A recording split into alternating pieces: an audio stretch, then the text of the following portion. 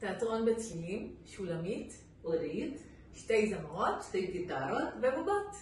הכנת לי בית בשבילי, תחתים ורק שלי, שם אף אחד לי אף פעם לא יגיד מה לעשות, מה להגיד.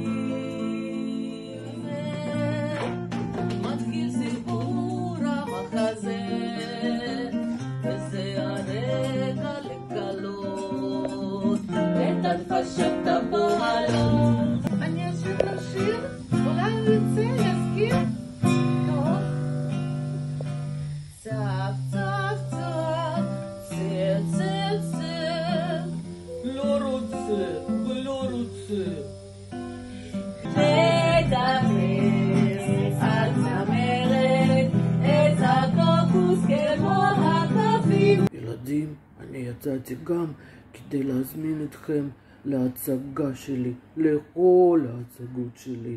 באמת, באמת, תבואו, יהיה כיף. אני מחכה לכם ילדים, ובינתיים ביי, ביי לכם.